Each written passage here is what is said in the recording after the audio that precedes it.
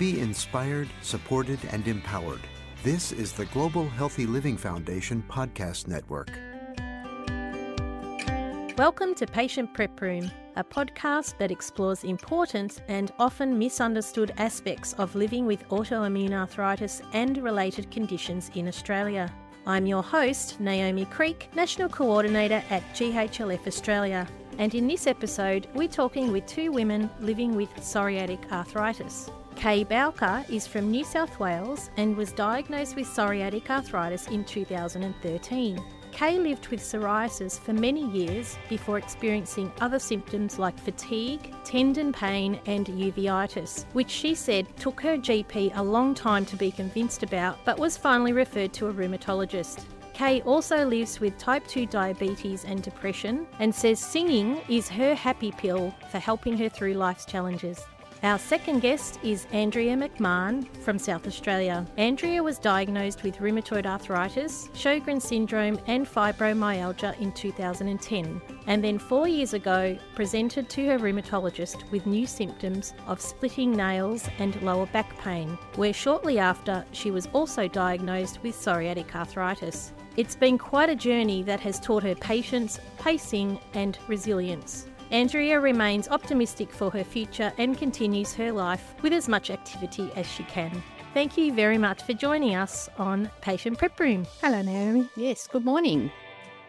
Kay, it sounds like your road to diagnosis with psoriatic arthritis was a bit of a bumpy one. Can you tell us a bit about that? Yes, it was a bumpy one. I think some of it stemmed from me never having heard of psoriatic arthritis before. My family had got a history of rheumatoid, and that was it. I had a whopping ear infection and didn't think much of that. And then my shins all came out in ghastly psoriasis. When I went to the dermatologist, she said, "Have you had a throat infection?" And I said, yes. I didn't know why she was asking me that. And she said, it can sometimes trigger psoriasis if you've got it. So I lived with that. I used to call them my pizza legs. But I lived with that in my 40s, probably about 10 years. Then I decided to migrate to Australia from the UK. I got to Australia in my early 50s and psoriasis disappeared. I thought, great, it's the sunshine. And then, woe betide, I started to get the pain, the stiffness, the walking like a duck in the morning, the waddling because you can't move properly. And despite going to the GPs and saying, I'm really tired, I've got these funny pains, none of it was put together. It was like a jigsaw puzzle that wasn't being put together. And then I went to a cricket match at the SCG, and this teenage boy just came and sat down next to me, and he just brushed past my shoulder as he sat down, and the pain was excruciating, and it went on, and I thought, this is not right. So I went back to the GP, to a different GP, who finally said, I'm going to refer you to a rheumatologist. And when I got to the rheumatologist, within minutes he said, you've got psoriatic arthritis, and we started my treatment from then on. So I've been under treatment since 2013. And I've been through a fair few treatments, just starting a new one now. So we live in hope. So you must have been pretty relieved, I guess, to hear a diagnosis, even though it wasn't a great thing to be diagnosed with, but it put all those pieces together. I was, absolutely. I suddenly thought, okay, you're not going bonkers and this is real. So there was that, the upside of that, knowing you'd got a diagnosis, but the downside was the diagnosis was not curable. So that's it, you're going to live with it. And so it was sort of bittersweet. And you've got a few other conditions, as I mentioned in the introduction. Did they come on after you were diagnosed with psoriatic arthritis? Depression, no. We had got a family history of that as well. Our family's riddled with histories. So the depression was there, but I did get type 2 afterwards, type 2 diabetes. I've also had a cardiac stent, and when I had that done, the cardiologist said to me, I see you've got psoriatic arthritis. And I said, yes. He said, well, when I was at med school, I sat next to a guy who specialised in rheumatology, and did you know there's a link between psoriatic arthritis and cardiac problems? And I No, didn't know that either. So there's been a whole heap of things, really, which is odd. I mean, my sister also came down with it. Wow. Came down with psoriatic arthritis, yes. You know, my mother had multiple sclerosis, so it's a real strong family link. I believe the autoimmune thing is strong family history. I see. Andrea? I was just going to say I have a strong family link too as well. My grandmother had rheumatoid arthritis, although that was never declared, but anecdotally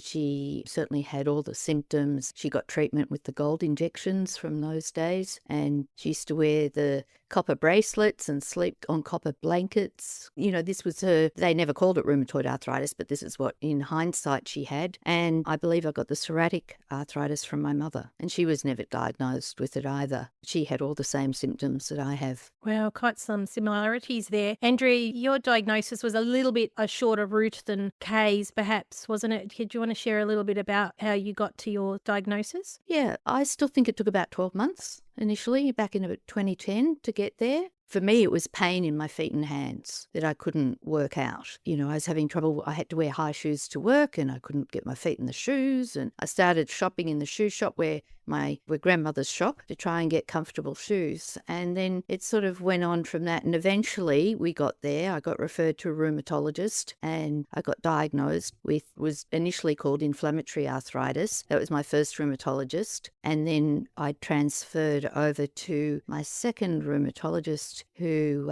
we share, Naomi. We do. And he was the one that came up with the rheumatoid arthritis diagnosis. And I've now got a new rheumatologist in Adelaide, and she's terrific, young woman who's really on the ball. So I was concerned about leaving my rheumatologist in Victoria, but there are some other good rheumatologists out there if you look, and I'm very happy with mine. Mm-hmm. Yeah, it's great. It was not a straightforward diagnosis. And the same with psoriatic arthritis. You just put it down to everything else that's going wrong, and you think, oh yeah, that must be part of it. Particularly with the psoriatic arthritis, they just said, oh, the reason your skin isn't too bad is because you're already on all the treatment. So it wasn't like I thought you'd look for the skin condition and then get the diagnosis from that, whereas for me, it was the other things like the back pain and the nails and things that they picked up on and said, no, your skin's already being managed by your drugs. So that's my story. Thanks for sharing that, Andrea. And how are you both coping with everything at the moment? I think it's a journey. I try not to look at what's at the end of the tunnel. I think you just go through a journey of one foot after the other, trying to work out what are the best medications, what's the best way to cope, how to deal with your good days and your bad days. There is no cure, so you just have to try. And my motto is be the best I can be every day. And some days that's not very good at all. And other days I feel I can take on the world. So the journey with medication is you don't take a pill like a cold and flu tablet and you'll be right in a few days. It is really, you get on these meds and then something changes. I've just had to go through a very tumultuous 6 months after being on one biologic for 13 years. And it just stopped working. And that's what happened to my previous one after a couple of years. It stopped working. So I'm now on my fourth biologic and it hasn't been straightforward. So it's just a journey, and your rheumatologists keep you optimistic and there's always something else they can think about. And you've just got to be on the front foot with your GP and your pain medication. And that's a whole box of worms, I think. The pain medication with how the American system has come in and impacted on the GPs. GPs get tapped on the shoulder if they're prescribing too much pain medication. So it's finding the right person and proving that you're not some opioid drug addict, but when you need pain meds, you need pain meds. And that's very tough, Naomi, because how do you, prove that you're not, some addictive personality that's a drug addict, but you actually need it so you can get out of bed in the morning. So there you go. It's a journey and you've just got to keep one foot after the other. Thanks. Kay, can you relate to some of those things Andrea's speaking about? Yeah, I can relate to a lot of it. The thing is when you get psoriatic arthritis or an autoimmune disease, it's quite likely that, like normal people, you'll get other conditions as well. I have severe restless leg syndrome. I also have complex regional pain syndrome, having fallen on my wrist once and punctured my cartilage. So for me, I try not to take pain meds. However, my water bill is horrendous because I spend hours in a bath in the middle of the night. It is sometimes the only thing that'll just ease the whole body of pain. I sleep in the bath. It's not unusual. So it is a journey. It can get you down. Be prepared to feel rubbish some days, but just say, okay, that's today. I lost my sister 2 years ago. She was my best friend.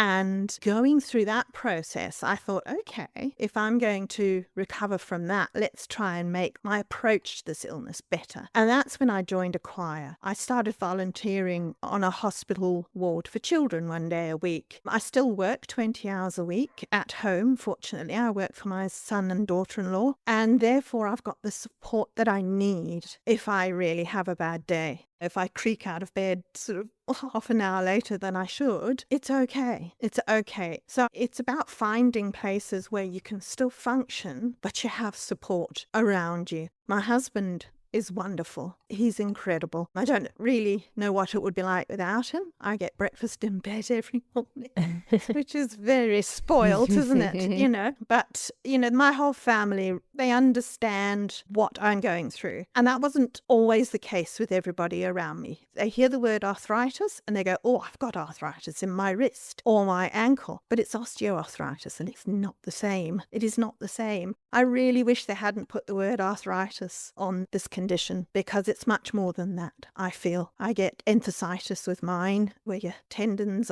join on your bones, and that was one of my first symptoms as well. I found I couldn't walk uphill. My Achilles tendons were so tight and so painful. There were times that in order to get to the car, I had to turn around backwards and walk backwards up a hill just to relieve my Achilles tendons. So it's a constant. I don't try so hard to make people understand anymore or get so mad about it. I just live with it. It sounds like you've got some wonderful supports there, and we so need all of that with all of these conditions that we seem to collect over the years. We laugh about that, but it is a big thing we all have to deal with. What are some of the other people in your life or services that you might use to get you through some of these tough times? Some allied health, perhaps. Do any of you use them? I have remedial massage. I started that in the last few months, and that's helped a lot. But apart from that, not really. No, I have to say I'm a little bit worried about how I'm going to cope in a few years' time. I'm 65 now, and I look at my house and it's not quite as clean as it used to be because I just can't manage it. And I'm not sure whether this condition is recognized as a disability where you would get some sort of help. I can totally appreciate that. I think there are services that would be able to help you with things like cleaning. How about you, Andrea? Do you use any allied health to help with you and your condition? Yes, Naomi, I have tried every aspect of allied health because I'll give anything a shot to see if it will help. The ones that I go back to are hydrotherapy. I do like hydrotherapy. In South Australia, the Arthritis Association actually sponsors hydrotherapy. So you can go and do a group hydrotherapy with a physio. I do Pilates, I do in fits and starts. I haven't been very good with my allied health in the last 6 months because I haven't felt up to it. When I'm on a roll, I'll do all those. You can go to an osteo who I find very good. I've tried acupuncture. I've tried whatever you can try. I've tried. And so it's not just about mainstream medication. It's about, well, let's see if this works and I'll give it a shot. I've done, what's it when you do the pressure change? Hyperbaric. I've done hyperbaric chamber. I did that every day for 2 weeks. Wow. Yeah, that was really interesting. How was that? The worst thing was that it made no difference. The best thing was that during the 2 hours I was in the hyperbaric chamber, I had no pain. Oh. So I actually felt good whilst I was in there. Oh, wow. But then that really upset my mental health because I could then see what life was like without pain. So it was like, oh, okay, because I have it in every joint, my rheumatoid arthritis, it's every joint. So my whole body is in pain. It's like I had to have a general anaesthetic last week. And I say to the anaesthetist, can you please inject it really slowly? Because as you're injecting it, it actually is a time where I feel no pain. Wow. It's the only time during my life that I have no pain. And so it wasn't long enough when he injected it. But anyway, it's you grab your little wins, don't you, Kay? A few moments of bliss. A few moments of, it was a few moments, seconds. But yeah, I think you do try all the different things. One of the sort of alternative things, which is a bit outside allied health, is that I knit. And I knit because I like the meditative effect of it, but also I think it is a way of keeping my hands moving. I can see that I'm losing the strength in my hands, and it's just one thing that I do. And so you can go and find knitting groups or do knitting classes, and most good knitting shops do run those sort of things. And it's also a community you can get involved with where you're not just talking about comparing medications or whatever if you're in a group that's health focused. And that's a very positive thing for me, is that we do that. It's fantastic, Andrea. I've been hearing you love to travel as well, and you've done some quite big walks overseas. How did you go with even planning something like that mentally? I think there's a way that you can do these things by being smart. And with the big walks, we've done the Camino de Santiago twice, which is the walk across the top of Spain. And we've done across to a city called Santiago. It's a 1,000-year-old pilgrimage, and there are many, many people that do it. So it is all about how much you want to walk of the kilometres. For example, I think it's to do the full walk from France to Spain is 800 kilometres. Well, I ain't up for 800 kilometres, but to get your, what they call your certificate to say that you've done this pilgrimage, you only have to walk 125 kilometres. So we've been able to find a company that puts you up in very nice hotels, gives you nice food, has a bus, and the bus will stop every kilometre or so. So if you want to get on the bus and have a rest or water or just drive to the next stop, which means you cut 2 kilometres or 3 kilometres out of the day, or you just sit on the bus all day. Not that I've done that, but you can do that. It's just a small tour group, and we've done that twice. We've walked up from Portugal with our 2 daughters, and it's just been fantastic because there you go. Who would have ever thought I could walk the Camino de Santiago? But I did, and got my Compostela. 125 kilometres twice over 11 days. That's incredible, Andrea. Well done. You must have had such a sense of achievement after that. I'm still in disbelief, Naomi. I still very much, did I really do that? And we've planned to do what they call the Northern Camino, which is the one down along the seaside of Spain, down from France next year, with the same tour company. So I'm not carrying a backpack. I'm not sleeping in bunk beds or anything. It's just let's be smart about this, and that's how I do it. And I just wanted to pick up on something that you said before, Kay, about how supportive your husband is. I have the most wonderful supportive family too, and I'm very lucky. My 2 daughters are both, well, one's an ICU doctor and the other one's almost a doctor, and so it's just so important that they help, they understand, they're there at medical appointments if you need them, and it's just, they try very hard. They're not 100%, but they try really hard, and that's all you can ask for from your family. That's right. And they don't understand. I don't think anybody'd understand this unless they'd been through it. No, I think you're right. It's sort of a unique experience, each to their own, isn't it? And if you're the sort of person that doesn't like to moan about your aches and pains, it can be quite a lonely place. Oh, yeah. So for my husband to come to me and say, "You're not good at the moment, are you?" It's lovely to see that he recognises that he's identified that, because it's quite comforting to know that. For sure. I think sometimes for our loved ones who are supporting us, it's quite challenging for them as well to know that balance of offering help and support, but also allowing us to remain independent. And I know that for myself, I'm fiercely independent. And sometimes I think I push that to the wrong side. And then when I really want support, it's not there because I've pushed it away. So it's really hard for our loved ones to know that balance. That's exactly right. And I think, I've got 2 sons as well. So there's no soft female caring, nurturing part there. But I've got a wonderful best friend. And so you got to find it where it's offered, but not be a burden. So that's a balance. Yeah. And I think it's important not to bang on about moaning away day after day. I'm very conscious of not doing that, and feel that when I do speak up, I'm at the end of my tether, and the loved ones just need to get that message. And I do love having animals in the house. I think they really help with stress levels, and they keep you company. If you're having a day on the couch, they keep you company. They get it. And also keep you active when you feel up to it. There's always a willing dog ready for a walk. Yes, mind you, when my husband went out this morning at 2 degrees, I went, no thanks. With the dogs, it was a bit cold. We've been talking a lot about support from our loved ones. I wanted to ask you about how important your healthcare team is and the support you get from them, and how you feel they work together to provide the best care for you, because we do have a lot of conditions we're dealing with. And just how do you find that whole experience? For me personally, I literally just rely on my GP and my rheumatologist. And the first rheumatologist I was referred to turned out to be an absolute diamond. And we lived down in the Sutherland Shire in New South Wales then. And when I moved up to the Central Coast, I was thinking, oh no, I'm going to have to find another rheumatologist. But he said, no, you can stay with me. We do Zoom calls and he can look at me and he says, I know when you're not right, Kay. I said, how did you know? And he said, I can see it in your eyes. And that's really important. At the moment, we've got a 4-week wait to see a GP up here on the Central Coast. Wow. Yeah. It's a bit challenging, especially when it comes to prescriptions, checkups, that kind of thing. So I do have to plan very carefully when I'll need to be seen so that I don't have any dropouts in medications, etc.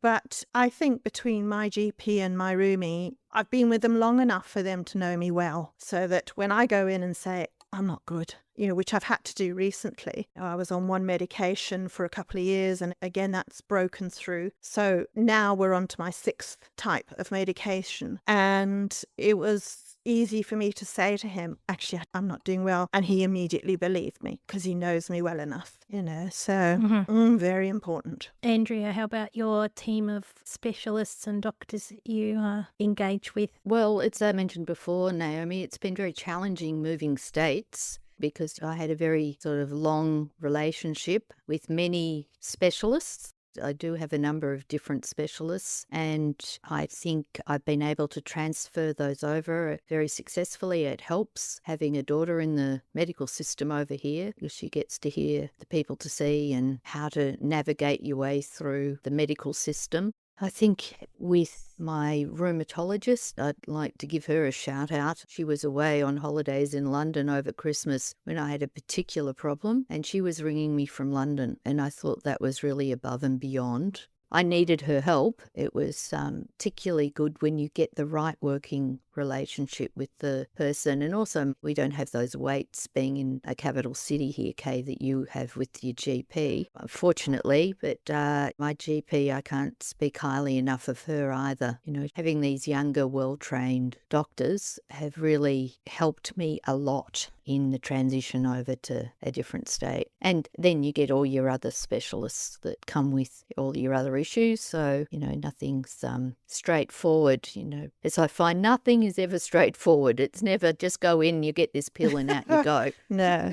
It's never straightforward. I mean, that was one of the difficulties I had coming from the UK, is that it took me ages to work out the Medicare and the medical system here in Australia, because it's different to the UK. We have the NHS, you go to your GP, you go to your consultant, no money changes hands, and out you come. And I've actually walked out of specialist appointments and had to be called back to go and pay because I've completely forgotten. So when you change systems or processes or places, it takes a little while to settle back in again, I think, to a good and trustworthy system with your specialists. What would you say to people who perhaps aren't happy with their specialist or doctor? I mean, sacking your doctor is a challenging one, but you have to do what's right for yourself, don't you? Every single time. Yes, I would say so. You only get one you, and you only get one life. So don't waste it by pussyfooting around upsetting the GP or a specialist if you don't get on with them. Change them. And what are some of the other things that you think are important for patients going into appointments, whether it's a GP or a rheumatologist? Because rheumatologists we only get to see often every 3 months or 6 months. So you really have to make the most of that time, which is always quite short. What are some of the things you do to maximise that time with your doctors? Andrea? Write a list. Sit there with your list. I always put the things that are most important on the bottom of the list. I don't know why. It's almost like, by the way. I've got this happening as he's trying to usher me out the door, or she is, because I get concerned about bringing up the big issues. But anyway, otherwise you forget things and you get out and go, oh gosh, I was meant to get that script or whatever. And any doctor, always take your little list in. And anything you can cross-pollinate. So if you can take any tests that you've had done, like x-rays or CTs or whatever, MRIs, take it to your physio. See what, if they've found some problems, see what they can do with it. That would be my advice. Yeah, I think my advice would be to make sure you have your bloods done on time so that they're ready for your specialist when you go. I find that in the months between appointments, I could have all sorts of things happen and completely forget about them because the next one's come along. So, for example, I always need to know if I've had a bout of uveitis in the time between I last saw my rheumatologist, because that's a real indication of whether my medication is starting to not be effective. So I go and put everything on. I've got my stuff on the My Health app, and I use that quite a lot to make sure I know what my medications are. I know when I've had my vaccinations. I know when I've had bouts of uveitis that have required an appointment with the ophthalmologist, and it's all there, so it's quite easy to remember. Because sometimes I said, oh, no, I've been fine. And when I look back, I think we haven't. So it's easy. I've learned that little. Yeah, I have a spreadsheet and I've got all sorts of tabs like current drugs, previous drugs. I've been working on this for 10 years, so well before My Health app. Maybe today I'd start up with that, but I've just used a spreadsheet and the hospitals just love it because I just put everything on it, my full medical history, because otherwise you sit there going, now, when did I have my tonsils out or something that, you get a bit vague on all these drugs. And so just being able to produce everything, and you don't spend all that time with the nurses if you're being admitted to hospital going, well, you spell that drug this way, because you just give them a sheet of paper. I know that I got A+ at the hospital last week because I had my spreadsheet. Oh, well done you. Yeah.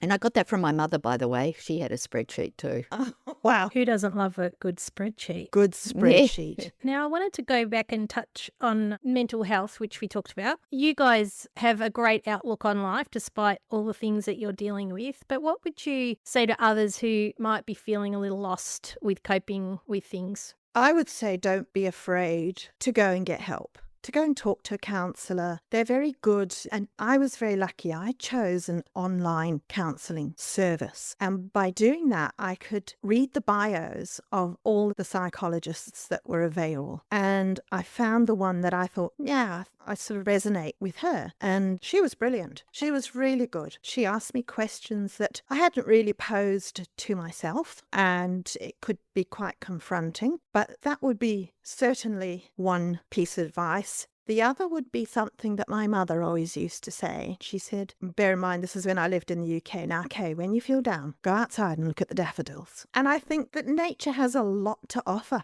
Just a few moments in nature can bring you peace. And my best friend is wonderful. My sister was wonderful. She's passed away now. But there was some lady on television who used to untidy her cupboards a lot. And she always used to say it sparks joy. If it sparks joy, then it's good. So it's finding those things. For me, it's been singing. I come home from choir and I'm buzzing. And I think all the endorphins help me. I sleep better. So it's just finding those things. Go and have a good think about it. What sparks joy for you? Fantastic. Andrea? Actually, my older daughter, the ICU doctor, she often says that to me each day. She says, Mum, what's going to spark joy for you today? She does. It can just be the little things. It might be the bunch of flowers or walk along the beach, whatever it is. And I just want to reiterate, often you can't see outside yourself to know that you need help. And so it's always good to raise the flag. Now, whether it's through reading Beyond Blue or any of those self-help sites, but for me it was having a very good psychologist for many years who was able to, I say, keep my head straight and just really keep me in the positive area of looking for the optimistic thing, looking what's not worrying, that the fact that there's no end to this tunnel. There's no light at the end of the tunnel at this stage. There's no cure. We can just bounce around medications and hope for the best. But I don't focus on that. I just think, well, we just be the best you can be and spark joy. Yep, fantastic advice. And do you think acceptance of living with a lifelong condition, I know the word acceptance can sometimes ruffle some feathers with some people because you're sort of caving into your condition, I guess, but it can be a liberating thought. Do you think if we can find a way to live with our condition, do you think that helps our mindset with life? Absolutely, definitely. And I think it's also very important to realize millions of people are living with millions of conditions, and there might be physical illness, there might be mental illness, there might be war, there might be poverty, famine. The whole world, there's pain in there a lot. And got to look at ourselves and say, I've got food to eat, I've got a roof over my head, I've got lovely friends. Okay, so I've got wobbly joints, but I like to try and put it into perspective, and I think that helps. I hear you. I don't think I've accepted my disease. I think I tolerate it, but I don't think I've really got to that acceptance point because I am a glass half full type of gal, and I will always be thinking that there is research out there that maybe in my lifetime will end up being able to cure this. And I just think that as you look back to my grandmother, who had such little support with her rheumatoid arthritis and died totally crippled. So I'm just confident that the best way forward for me is to be optimistic. Sure, I have this now, is how I look at my disease, but I don't think I'm going to die like my grandmother, all wizened and unable. Her hands were what you see in the textbooks for rheumatoid arthritis without the treatments that we have available today. I think we're lucky to be well treated, but I think there is more, and I'm confident that we will get there given the investment into this area of autoimmune diseases. I would also be keen to go down genetic testing for my daughters at some point if they were keen to know the answer. I think the big problem with all this now is until the government comes out and says life insurance, because they've got that in front of them at the moment, life insurance cannot take these genetic tests into account when they're refusing people life insurance. I'm hopeful that's imminent, that once that's finalised, then I'd be encouraging my girls to find out what's ahead of them if they do have the gene. So that's how I think about it. Have you had that discussion with them? Yes, actually. Yeah, I have. And how do they feel about it? It's interesting. A lot of pushback about it, not wanting to know, but I think knowledge is power. The more you know, the better you can be. I think stress plays a big role in all autoimmune. And if you can avoid really stressful situations that might trigger the gene, then I think that'd be a wise thing to counsel them to do. I think there's a lot to be gained by finding out what could be in future for them. I think you're right, Andrea. My oldest son has now developed psoriasis, and I'm thinking, oh no, here we go. But I would rather he was forewarned, forearmed, and alert to all the symptoms that I didn't understand when it happened to me, so that he can at least get treatment early on. He can at least keep himself physically fit and be the best that he can be physically and mentally to cope with what might come if he has it. Yeah. Yes, I think also career choice. Now, this is not the case, but let's just hypothetically say I had a child that wanted to be a surgeon. Is that the best thing to be doing if you're heading down RA diagnosis? I don't know, but it'd be nice to know if you were going to end up with RA, would you still choose that type of surgery? Maybe you'd look at orthopedics instead of plastics, where you need your fine motor skills. I don't know. Knowledge is power. I like that philosophy. You've probably answered this question, which is the last question for the episode, but what your advice would be to someone who's just starting out with psoriatic arthritis. It might have just been diagnosed. You've mentioned a few things, but there might be something else. What would you say your best piece of advice would be for someone? I think I'd probably say do your research, understand the disease, pick your specialist wisely, and even look at your lifestyle factors, your diet, all that kind of thing that may ease the journey a little bit better than some of us have had it when we had no knowledge, really. I worked in GP surgeries and medical hospitals, x-ray departments for 30 odd years, and I never heard the word, the psoriatic arthritis. It's unbelievable, isn't it? But I think today I would hope I'd hear it more often. And Andrea, what's your piece of advice for someone newly diagnosed? I found one of the most helpful things was to join the self-help group through the Arthritis Foundation, the Young Women's Group, which is how I met you, Naomi. And I found listening to people, understanding all the different things that can go on, because like you, I knew nothing. I knew nothing about these autoimmune diseases, and trying to learn what it was all about was really helpful to learn anecdotally. And sure, you have to have a filter about what some people say, and don't take it as your gospel for medical advice. There's nothing like your rheumatologist for that. But that would be go and seek out the help within our society that is available. There are arthritis foundations, there are different areas. You know, I mentioned Beyond Blue before. You don't have to reinvent the wheel. You're not the first person to get this diagnosis, and just to keep on learning. That would be my take on it. Thank you. Yep, wonderful advice. Well, that brings us to the end of our episode. I want to thank you both so much for our enlightening conversation, and I want to wish you both very well for the future and your health. And I'm sure the things that we talked about today will really resonate with our listeners, so thank you. Thank you, Naomi. Thank you very much for having me, Naomi. Thanks for listening to this episode of Patient Prep Room. Creaky Joints Australia recommends that you always consult with your medical provider to ensure you remain at the centre of your healthcare. This podcast was made possible with support from UCB Australia. If you've liked what you've heard, be sure to rate our podcasts, write a positive review, and spread the word by sharing with your friends and family. It'll help more people like you find us. Be inspired, supported, and empowered. This is the Global Healthy Living Foundation Podcast Network.